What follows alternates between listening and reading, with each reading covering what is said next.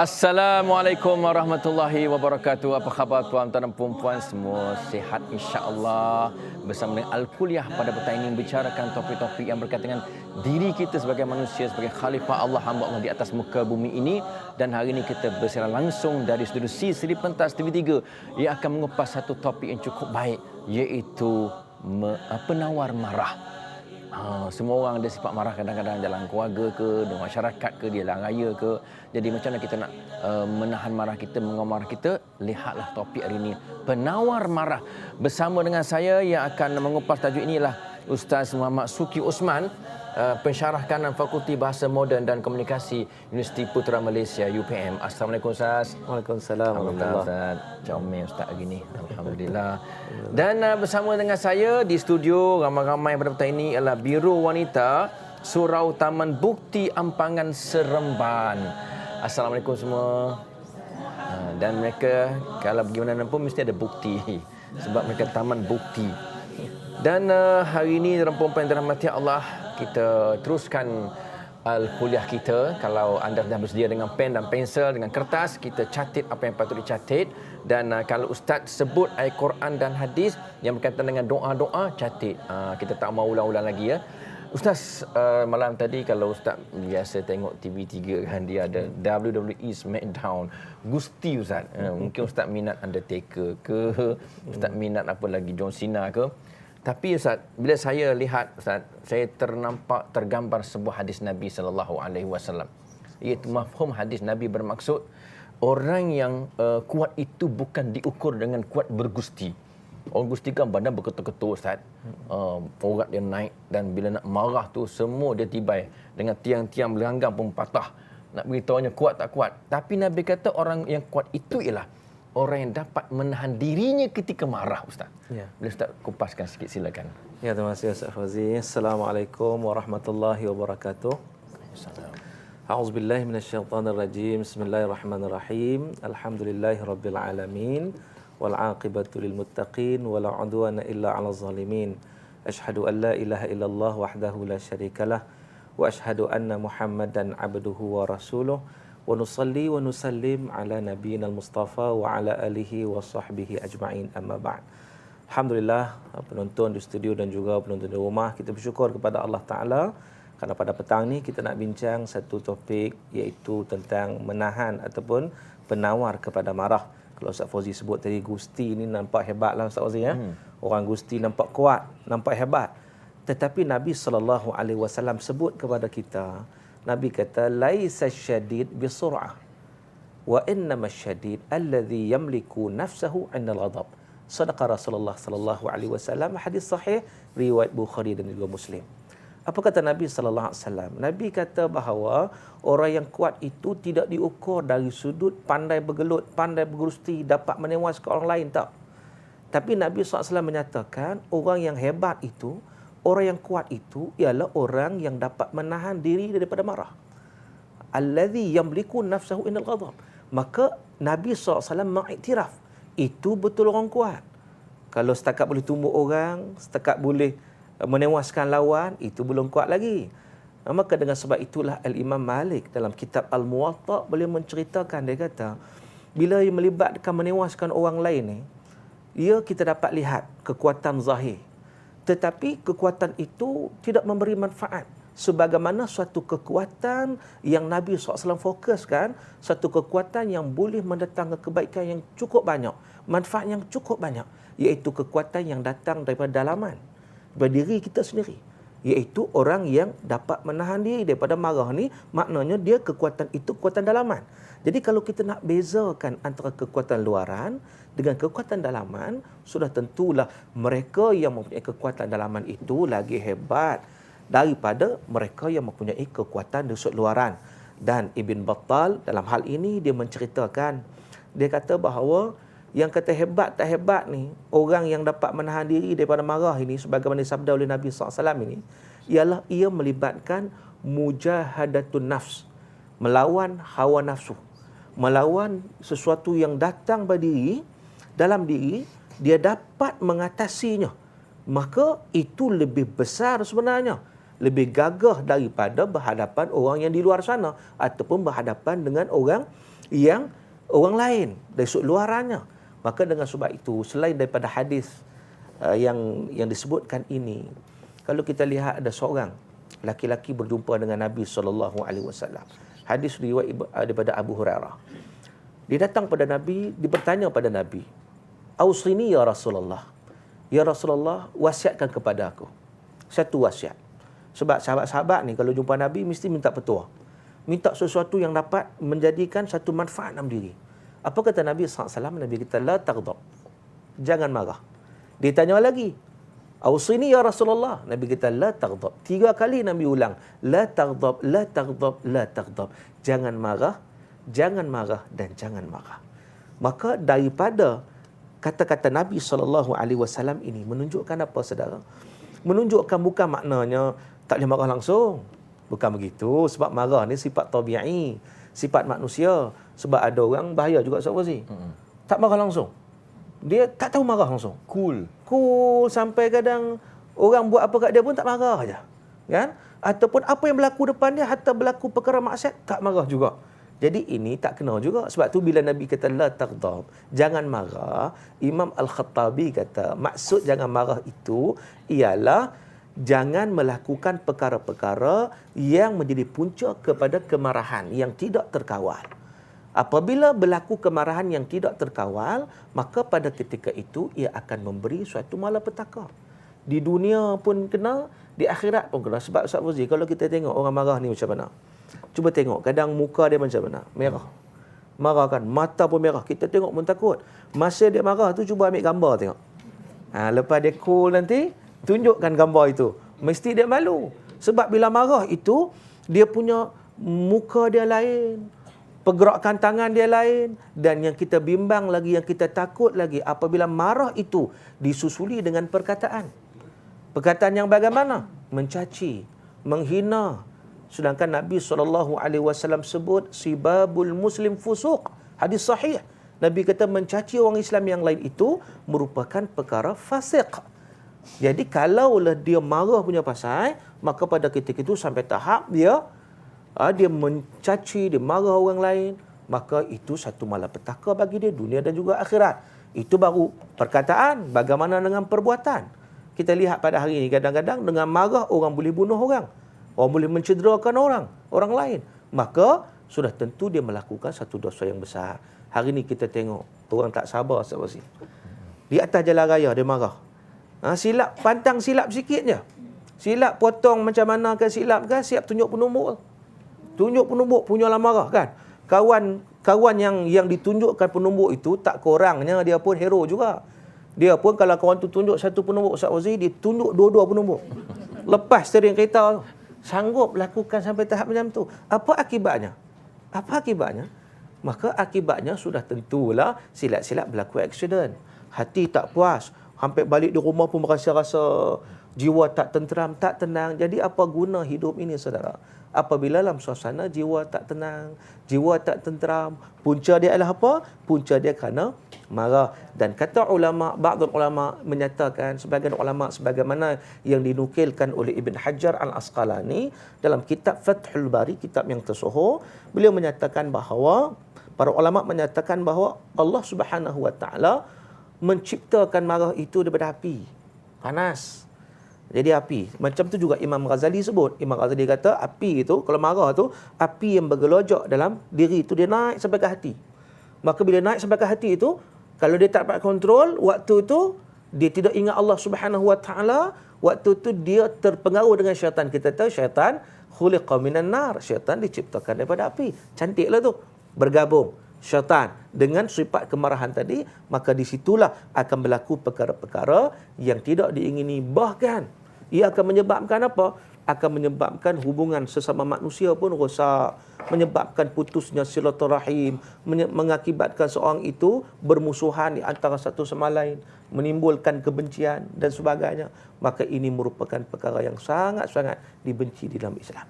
Okey Ustaz, itulah tuan puan dan rahmati Allah, muqaddimah Ustaz Ahmad Syuki tentang orang kata apa, penawar marah. Dan saya Ustaz, kalau kita buka surat khabar tuan dan puan ya, kadang-kadang muka depan tu berita-berita yang ngeri dan berita yang agak kejam juga Ustaz kadang-kadang. Ustaz sebut tadi kan, kadang-kadang orang mengamuk, dia bunuh orang, dia tikam orang, dia simbah asid ke muka orang, muka anak sendiri pun kena juga. Sampai pengkat baru ni Ustaz, dia boleh roboh rumah orang. Nak marah punya pasal. Jadi Ustaz, itulah semua paparan cerita buat orang marah ni, kita nak bagi penawar kat mereka ni Ustaz. Macam mana dia punya penawar ni supaya kita dapat kontrol. Ustaz sebut tadi kan, ingat Allah. Lagi Ustaz, apa lagi yang boleh kita nak kawal marah sila? Ya, betul. Kalau yang Syed Fauzi sebut tadi bahawa dengan sifat marah ni memang dahsyat sungguh. Berlaku permusuhan yang amat-amat ketara.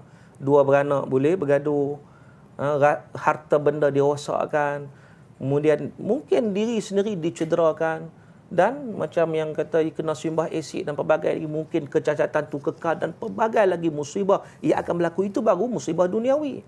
Bagaimana musibah di akhirat? Dahsyat lagi. Sebab itu Nabi SAW dalam sebuah hadis, Nabi cerita kepada kita. Nabi kata pada para sahabat, atadruna manil muflis? Kamu kenal tak? Kamu tahu tak siapa itu muflis? Siapakah golongan muflis? Sahabat Nabi kata, muflis ni, al-muflis fina ma laysa lahu dirham wala mata'. Di sisi kami yang kami faham muflis ni mereka yang tak ada duit lah. Senang cerita kan. Dirham ni RM1 tak ada duit lah. Tak ada harta, tak ada aset. Itulah. Maka kata Nabi SAW, sebenarnya muflis ini mayati yaumal qiyamah wa qad syatama hadha wa daraba hadha wa safaka dami hadha ila akhiril hadis. Nabi kata bahawa orang muflis ni, orang datang pada hari kiamat, dia membawa bersamanya satu permusuhan sama-sama manusia. Dia marah kawan ni, dia kutuk kawan ni, dia umpat kawan ni, dia cicak, dia caci kawan ni. Sebab timbul dari perasaan marah itu. Bila timbul perasaan marah itu, dia marilah macam-macam lagi perkara-perkara yang begitu. Akhirnya apa kata Nabi SAW? Kata Nabi SAW, fayukhadh min hasanatihi lahum. Diambil kebajikan dia ini, diberi kepada orang-orang yang dia marah ataupun yang ditimbulkan permusuhan itu. Dia ambil segala kebajikan salat dia, kebajikan zakat dia, kebajikan puasa dia, apa juga kebajikan dia dibayar dengan macam tu. Dan kalau tak cukup lagi, diambil kejahatan orang itu diberi kepada dia. Ini yang Nabi sebut muflis. Maka dengan sebab itu, kita nak kena pastikan supaya kita berhati-hati supaya kita tidak terlajak dalam mengeluarkan perkataan, perbuatan dan sebagainya. Dan dalam Islam ni memang semua ada penawarnya. Likulli da'in dawa. Setiap penyakit ada ubat. Marah ni satu penyakit sebenarnya. Sebab tu orang kalau banyak marah ni darah tinggi ni. Ada tak sebab-sebab penonton di sini yang darah tinggi? Kena kurang-kurang marah tu. Tambah kalau jenis panas baran pula kan.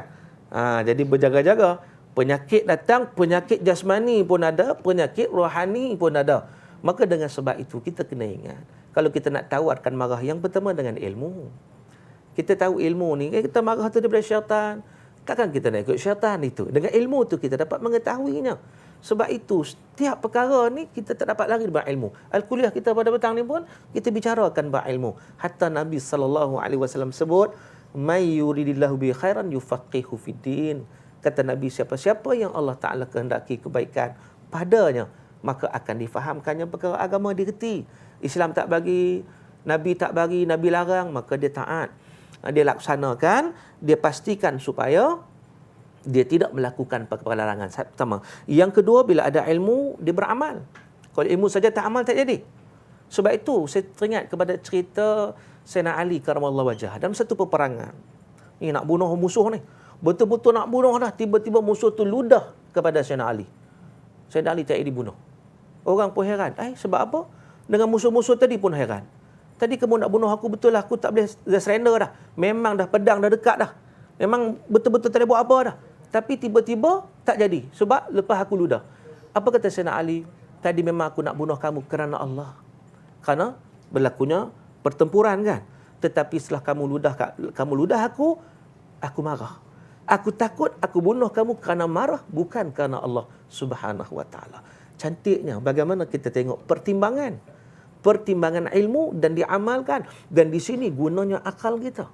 Allah Subhanahu wa taala bagi akal, dan akal ini dapat memimpin kita supaya kita tidak melakukan perkara-perkara yang boleh memusnahkan. Itu antaranya lah, sahabat sih. Okey, itulah tuan-tuan dan puan-puan dirahmati Allah tentang kupasan macam mana kita nak kontrol ataupun menahan, mengawal marah kita yang tak tentu arah ni, menyebabkan sampai pengkat bunuh orang, tikam orang dan sebagainya. Apa pun perempuan, kita berehat seketika. Kita jumpa lagi selepas ini.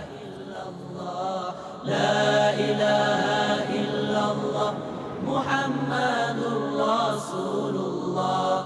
La ilaha illallah, la ilaha illallah, la ilaha illallah Muhammadur Rasulullah. La ilaha illallah, la ilaha illallah. Alhamdulillah, tuan-tuan dan mati Allah. Hari ini kita bercerita bab penawar marah. Kalau zaman Perdana Menteri, kalau marah kena jual, tuan-tuan ya. Kena lelong kat pasar malam. Tapi itu ikut dia lah. Ini ikut kita, syariat Islam ni ada tempat-tempat yang boleh marah, ada yang tak boleh marah. Apapun, kita bersama dengan Ustaz Syauqi yang akan menjawab persoalan daripada Biro Wanita Surau Taman Bukti Ampangan Seram. Banyak akan tanyakan soalan kepada kami. Tak ceria kalau mereka tak kemukakan soalan, datang dari jauh ni. Ampangan, bukan Ampang ya, Ampangan. Silakan Kak kalau ada. Ya. Assalamualaikum Ustaz. Rapat Kak. Assalamualaikum Ustaz. Waalaikumsalam. Bagaimana cara yang perlu kita lakukan untuk menahan marah Ustaz? Okey. Itulah Ustaz Syauqi, macam mana nak tahan marah. Terutama bila kita sedang marah Ustaz. Kadang-kadang kita tak tahu bila nak marah. Tu dia datang tiba-tiba mengejut tu. Kadang-kadang kita menggigil pun lain macam Ustaz. Bukan kata mata je merah. Silakan Ustaz. Ya, terima kasih. Terima kasih Ustaz Fazli. Terima kasih juga yang bertanya. Yang bertanya pun jangan marah tau.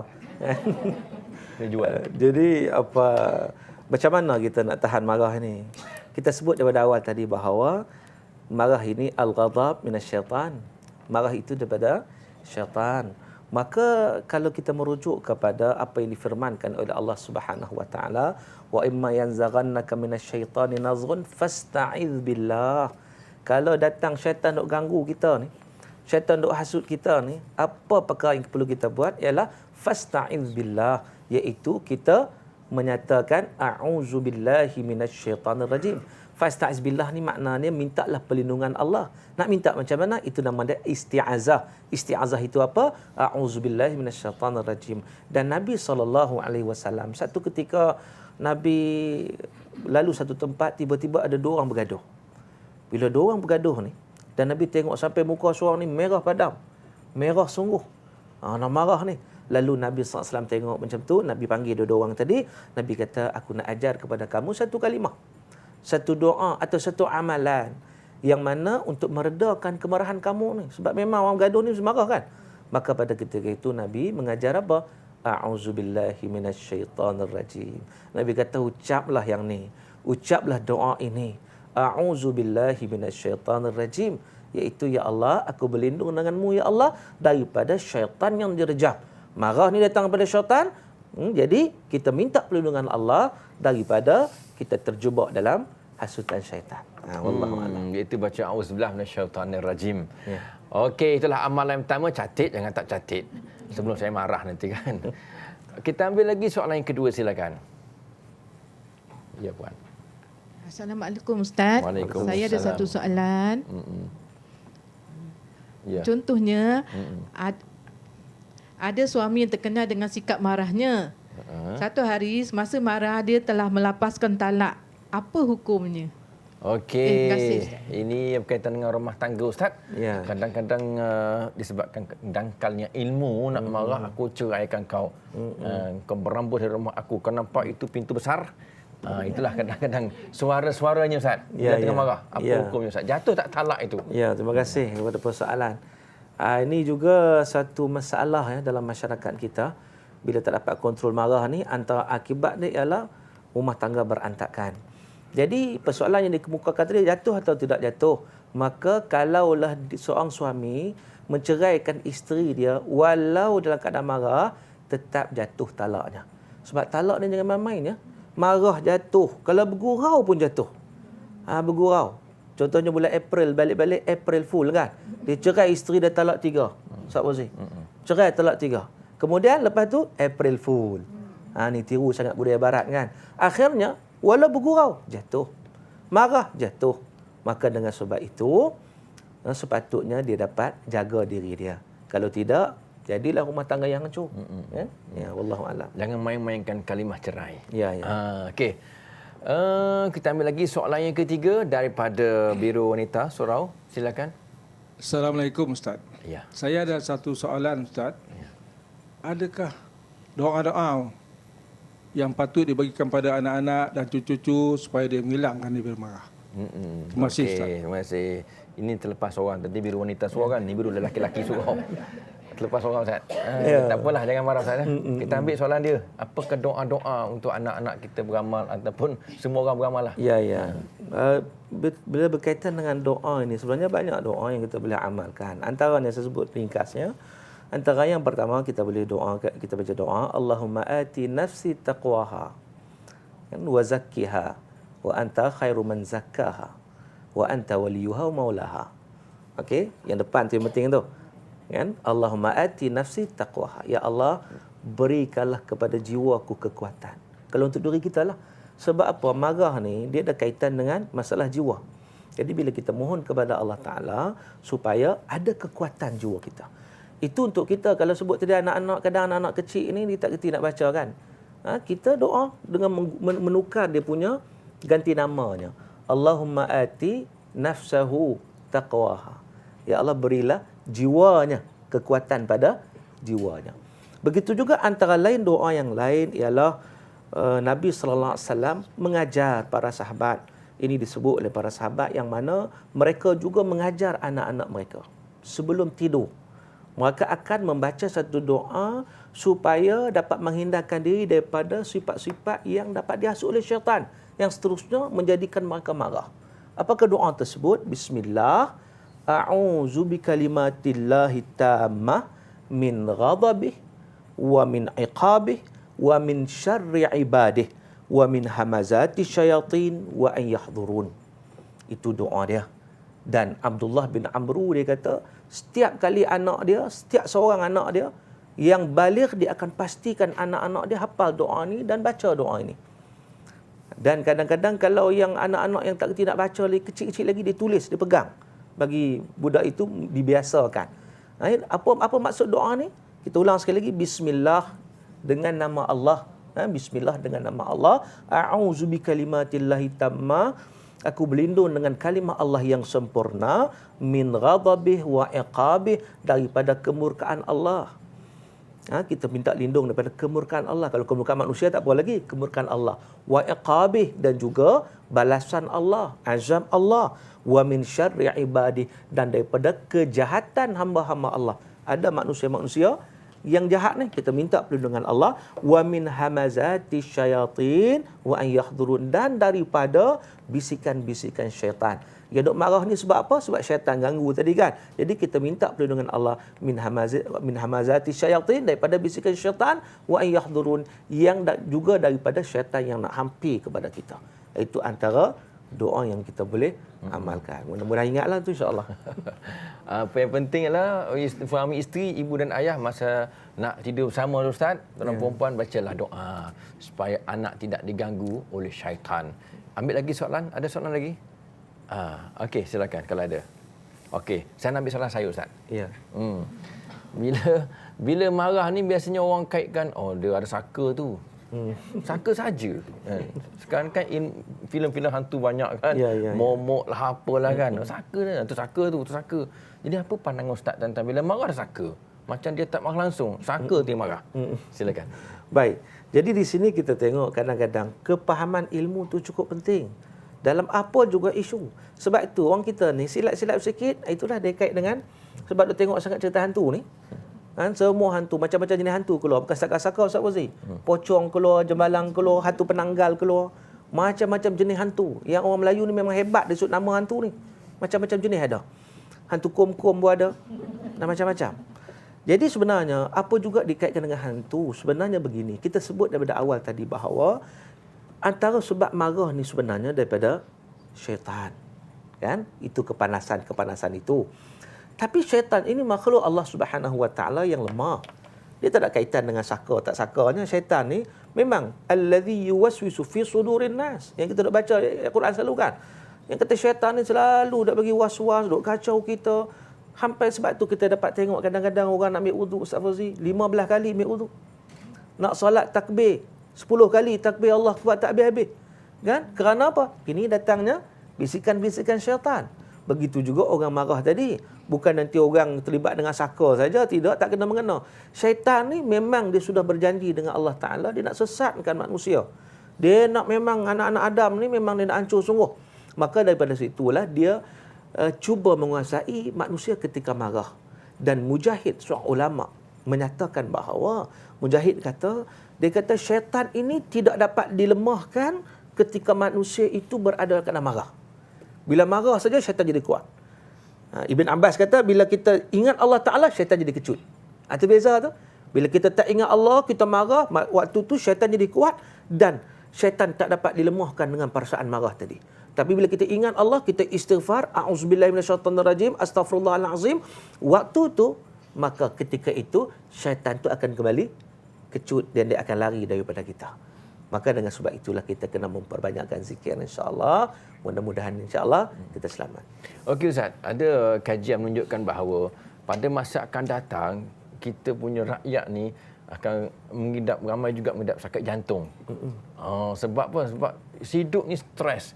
Hidup ni marah-marah, hidup ni tension je, ada je tak kena luar rumah dalam rumah. Nak tanya Ustaz, mana yang lebih afdal? Kita simpan marah kita simpan dalam hati, jangan luah apa-apa, ataupun kita luahkan marah kita. Mana yang paling baik caranya? Silakan Ustaz. Baik, terima kasih Ustaz Fazim. Berkenaan dengan orang yang stres ni, orang stres kan, macam-macam masalah pada hari ni. Orang stres di atas jalan, orang stres rumah tangga, orang stres duit tak cukup pun stres, minyak naik pun stres, macam-macam cerita stres pada hari ni kan. Jadi di sini kalau kita tengok, bila stres dia boleh menimbulkan perasaan marah. Jadi bagaimana nak mengatasi, apakah perlu luah marah tersebut? Dia begini, kalau dia nak luah yang tidak berkaitan dengan manusia lain, ataupun kita kata tidak menyakiti hati orang lain, tak ada masalah. Dia boleh luah seorang-seorang dia. Itu cara. Kadang-kadang ada juga ahli psikologi, dia katakan, dia pergi tengah padang, jerit kuat-kuat bagi contohnya. Itu ya dari sudut fizikalnya, dia boleh menghilangkan kemarahan. Yang tak bolehnya, dia pergi kawan dia pergi torture kawan dia.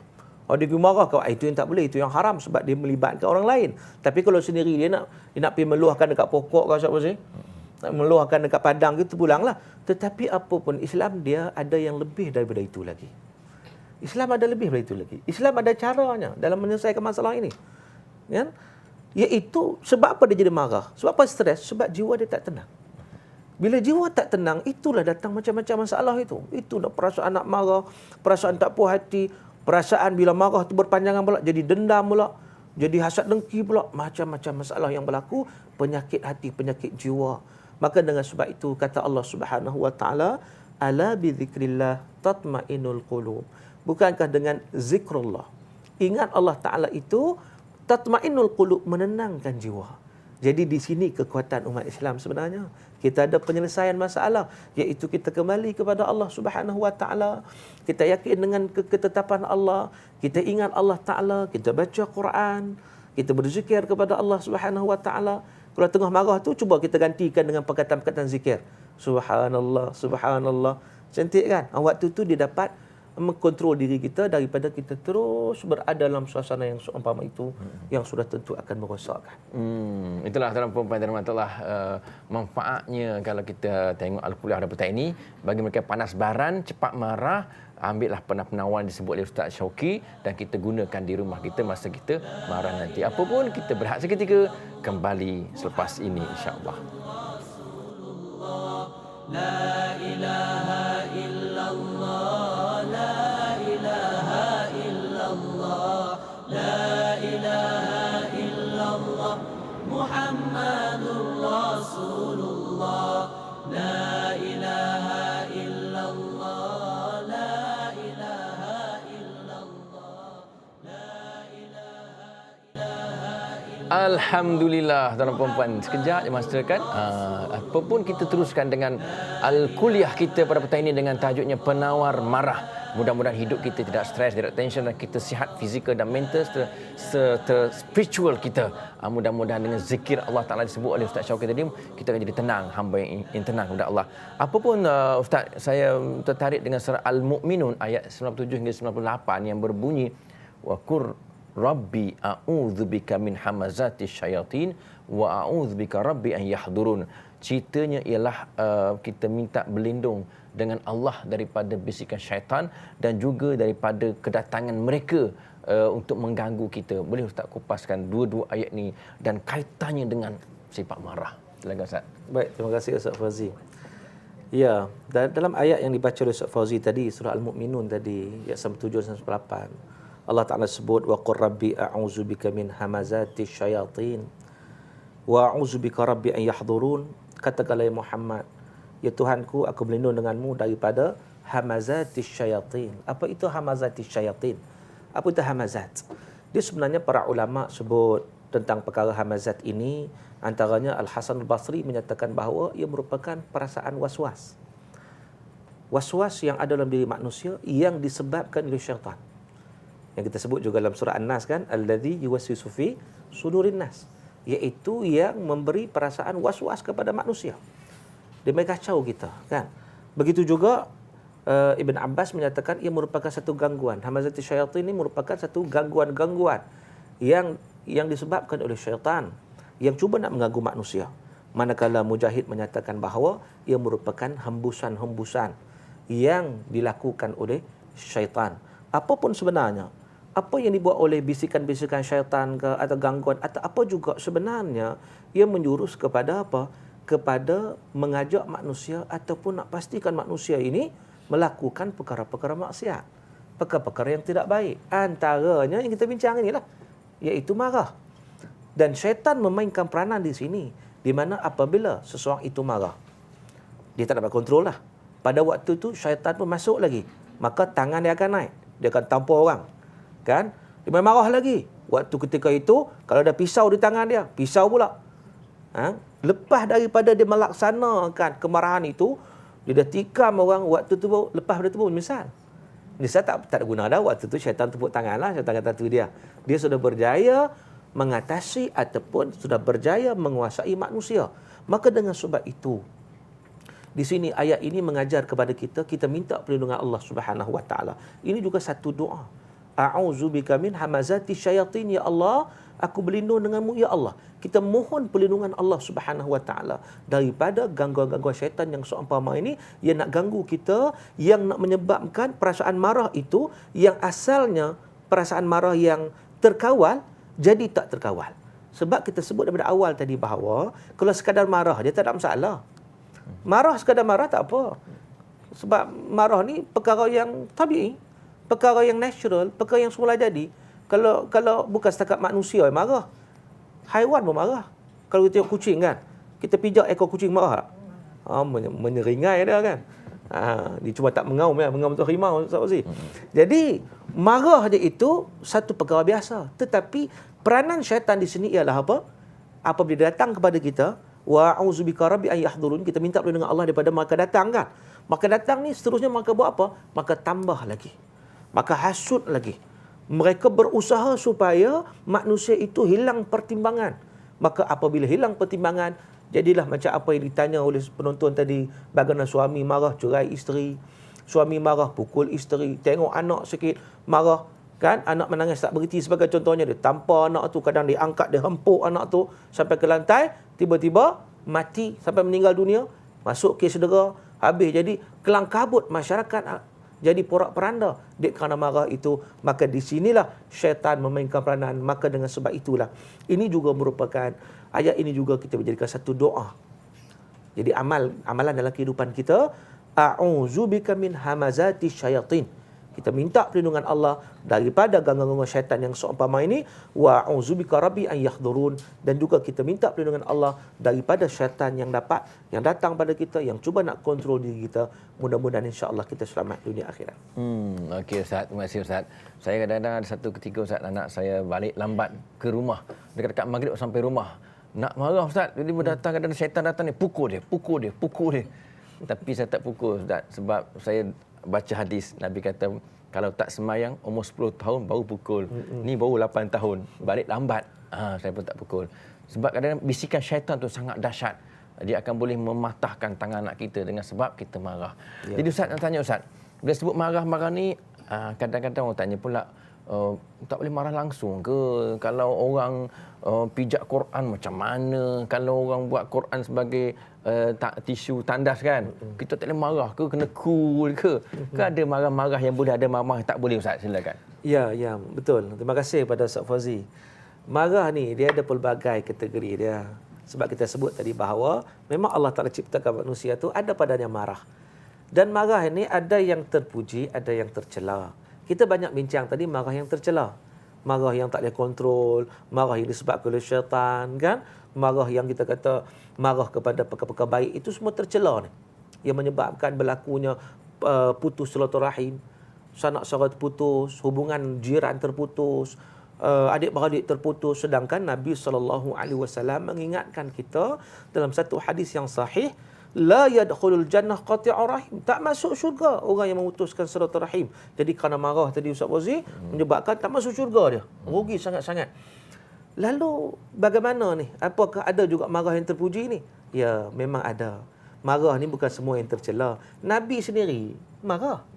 Nabi ni memang setiap waktu ni kalau orang kutuk Nabi, Nabi cool aja. Nabi tenang je. Yahudi buang sampah depan laluan Nabi. Nabi tenang, Nabi tak marah, Nabi sabar. Sebab marah lawannya sabar. Nabi sabar, dan kekuatan sabar itulah yang Allah Subhanahu Wa Taala bersama-sama dengan orang sabar. Sebagaimana firman Allah, innallaha ma'as sabirin. Allah bersama dengan orang sabar. Dan dalam konteks Nabi SAW, bagi contohnya, orang tolak dakwah Nabi. Nabi pergi Taif kan? Nabi sampaikan Islam, bukan setakat tolak, maka upah budak-budak ni baling batu sampai luka Nabi SAW. Maka pada ketika itu, apakah Nabi marah? Apakah Nabi balas dendam kepada mereka? Tidak. Malaikat tawarkan kepada Nabi untuk menghempap perut Taif dengan bukit bukau yang ada di sekelilingnya. Tapi Nabi SAW tidak. Nabi tidak mau begitu. Sebaliknya Nabi mengangkat tangan berdoa kepada Allah Subhanahu Wa Taala. Allahumma ilaika ashku dha'fa quwwati wa qillata hilati, dan seterusnya. Dan Nabi SAW menyatakan bahawa kalau mereka tak nak beriman, mudah-mudahan orang yang selepas daripada mereka beriman. Maka di situ bagaimana kita lihat Nabi SAW tak marah. Tetapi saudara, kalaulah sesuatu itu berkaitan dengan hukum hakam Islam, seperti sebut tadi ada orang pijak Quran, orang jadikan tisu tandas itu, Quran tu buat tisu tandas, orang hina Quran, orang hina hukum Allah Subhanahu Wa Taala, maka pada ketika itu Nabi SAW pun marah. Apabila orang pada satu ketika itu ada seorang wanita daripada Fatimah Al-Makhzumiyah disabit kesalahan mencuri. Dia ni salah, nak kena hukum. Tetapi ada orang minta korang, mempertikaikan soalahnya supaya tidak laksanakan hukuman tersebut. Hukuman ke atas pencuri tadi. Maka Nabi SAW merah muka Nabi. Dia marah. Maka di sini kita sebut bahawa ada marah-marah yang terpuji.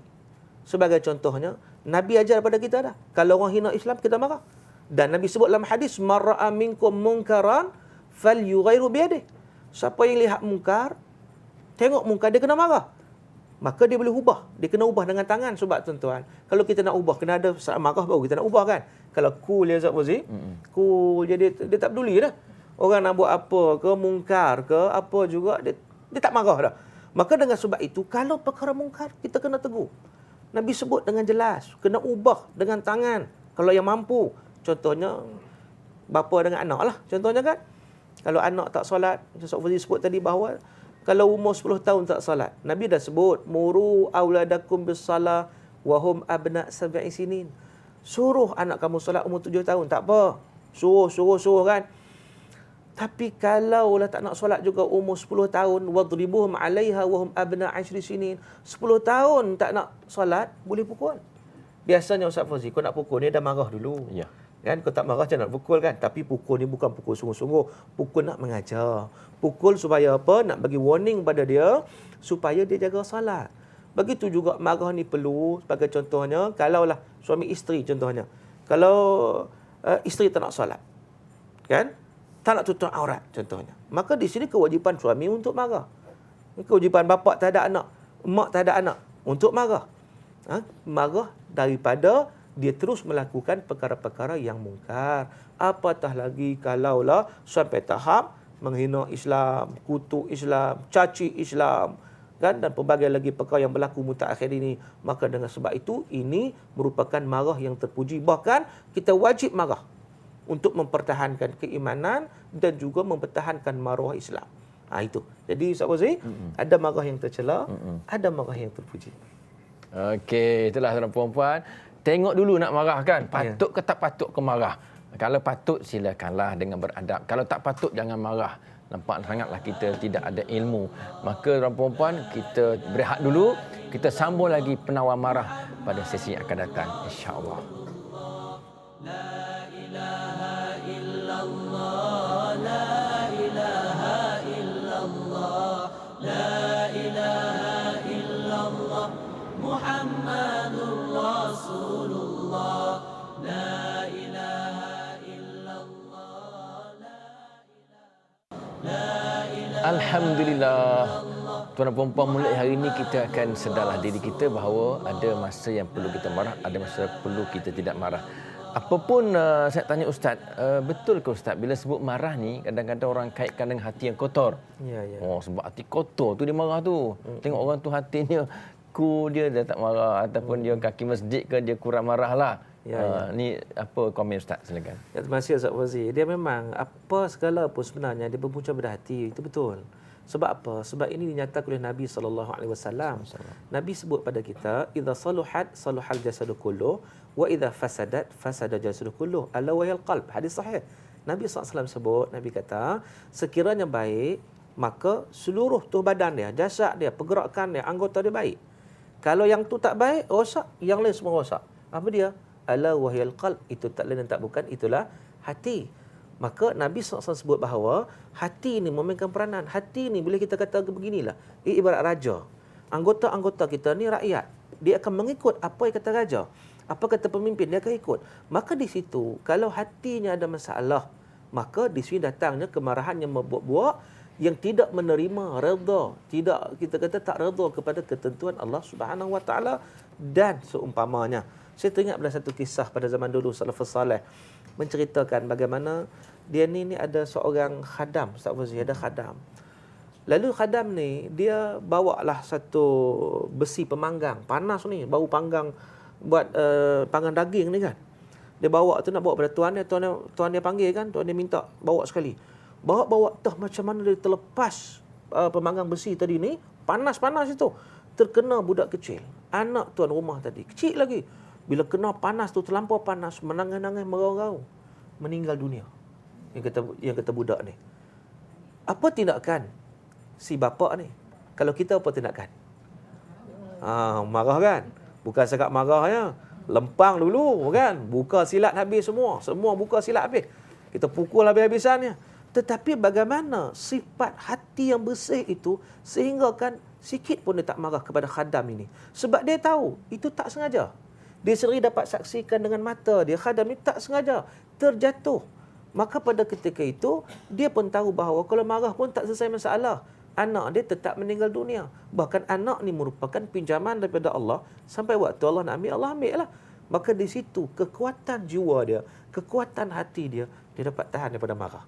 Jadi di sini kita fikir-fikirkan. Adakah kita boleh sampai tahap macam tu? Hati kena redha. Okey, kena serah di Allah Taala, terima takdirnya. Apa pun Ustaz, ada yang hadis menyebut kita bila kita marah kita kena ubah posisi. Apa maksud ubah posisi itu Ustaz? Adakah dia boleh meredakan marah kita? Silakan. Ya, marah ni dia memang ada dia punya cara untuk menghilangkan marah ni. Untuk mengawal marah ni, untuk kontrol marah. Antaranya memang Nabi sebut kepada kita, idza ghadiba ahadukum wa huwa qa'im falyajlis. Kata Nabi, sekiranya seorang kamu tu marah sedangkan dia tengah berdiri ni, marah tengah berdiri, falyajlis, maka hendaklah dia duduk. Kalau duduk pun nak marah lagi, hendaklah dia berbaring. Berbaring biasanya kuranglah kemarahan. Kalau baring pun marah lagi, rasanya kena berguling kot. Walaupun Nabi tak sebut. Nabi sebut dekat berbaring saja. Maknanya di situ menunjukkan kepada kita ada cara-caranya untuk menyelesaikan. Antara cara lain lagi, ambil wuduk. Itu. Kalau marah, ambil wuduk. Sebab apa? Sebab dalam hadis juga menyatakan bahawa innal ghadab minasyaitan wa inna syaitan khuliqa minan nar wa innama tudfa'un nar bil ma' fa idza ghadiba ahadukum falyatawadda. Hadis rawahu Abu Daud. Kata Nabi sallallahu alaihi wasallam, sesungguhnya marah itu daripada syaitan. Syaitan diciptakan daripada api. Jadi, sesungguhnya api itu dapat disejukkan dengan air. Oleh itu kata Nabi, sekiranya kamu marah, maka hendaklah kamu berwuduk. Jadi dengan wuduk tu insya-Allah ia akan dapat menenangkan jiwa dia akan dapat cool balik, elok balik. Dan begitu juga ada satu lagi cara Ustaz Fazil, selain daripada ubah posisi, ambil wuduk, ada lagi iaitu idza ghadiba ahadukum falyaskut. Kalaulah marah, diam. Sebab apa? Sebab kalau dia buka mulut lagilah dia akan berterusan. Cuba buat perkara-perkara tersebut, insya-Allah kita dapat mengatasi marah. Okey Ustaz, ada satu soalan terakhir barangkali. Ni tips untuk suami isteri. Kalau suami marah, macam mana isteri boleh jadi penawar kepadanya? Dan kalau isteri marah, macam mana suami jadi penawar kepadanya? Okey, silakan. Ya, terima kasih Ustaz Fazil. Ni kalau macam mana hubungan suami isteri marah ni kan. Sebab kadang-kadang memang baran ni bukan suami je baran, kadang isteri pun baran juga. Jadi diikut perasaan sangat-sangat kan. Jadi antara cara lah, ini psikologi lah. Kalau isteri marah sangat-sangat, cara macam mana? Suami peluk isteri. Bila peluk isteri, dia cair terus. Hak nak marah, tak dia marah. Itu psikologinya. Kan? Manusia begitu. Kan? Berbeza dengan suami. Kalau suami marah, isteri peluk, dia tendang dia. Tergolek isteri itu. Dia marah. Maka kalaulah suami marah, pada ketika itu isteri macam mana, dia nak kena dicuba hindarkan diri. Dia jangan marah sama. Jangan, kamu hero, aku heroin. Suami cekak pinggang, dia pun cekak pinggang. Akhirnya pinggan melayang. Akhirnya berantakan rumah tangga, pelbagai lagi perkara mungkar yang berlaku. Jadi dia kena cool. Seorang marah, seorang sabar. Biar dia habiskan kemarahan dia tu, lama-lama okeylah. Dia akan tenteram lah. Dia cuba menghindarkan diri ataupun menjauhkan diri sebentar supaya apa? Supaya tidak menimbulkan lagi api kemarahan tersebut. Itulah antara caranya, Ustaz Fauzi. Tak tahulah kalau Ustaz Fauzi ada cara-cara yang lain. Cukup tu. Cukup Ustaz. Saya tertarik banyak lagi lah Ustaz tentang macam Umar bin Al-Khattab katakanlah. Memang panas baran, pantang orang hina Nabi nak bunuh je, tapi masa jadi khalifah dia pula jenis orang yang selalu menangis Ustaz. Tak panas baran. Adakah boleh jadi macam tu kalau orang jenis panas baran sekarang ni? Memang Umar Al-Khattab, sebab pertimbangan dia apa? Dia orang yang bengis, tapi bengis dari sudut apa? Dia orang tegas dari sudut apa? Dia sudut mempertahankan Islam. Sebab itu Umar ketika mana dia nak berhijrah ke Madinah, begitu hebat dia. Begitu mempertahankan Islam, begitu. Tetapi di depan Allah, ketika dia jadi pemerintah, dia seorang yang paling adil. Dia menangis, memohon keampunan Allah, takut-takut tidak boleh berlaku adil. Jadi di situ contohlah Umar, insya-Allah. Takwanya hebat. Ya, takwanya. Okey Ustaz. Terima kasih Ustaz Syukri Usman dan juga kepada penonton di studio iaitu Biro Wanita Surau Taman Bukti Ampangan Seremban dan juga anda semua yang telah mengikuti Al-Kuliah sejak daripada jam 5 petang sampai sekarang ini tentang topik penawar marah. InsyaAllah kita jumpa lagi dengan topik lain pada minggu depan. Terima kasih kepada penghargaan yang menaja hadiah penonton kita iaitu Aifa Health dan Berhad dan juga Di Hatiku untuk yang bertanyakan soalan tadi. Kita jumpa lagi pada minggu depan dengan topik yang lain yang lebih menarik. InsyaAllah. Assalamualaikum warahmatullahi wabarakatuh. La ilaha illallah Muhammadur Rasulullah. La ilaha illallah. La ilaha illallah. La ilaha illallah Muhammadur Rasulullah. La ilaha illallah. La ilaha illallah. La ilaha illallah Muhammadur Rasulullah. La ilaha illallah. La ilaha illallah. La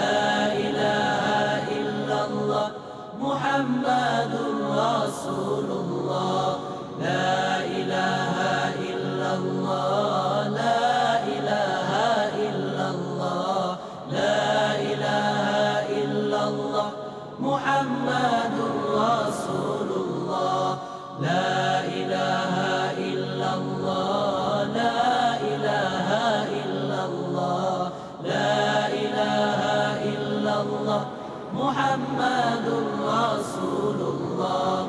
La ilaha illallah, la ilaha illallah, la ilaha illallah, Muhammadur Rasulullah.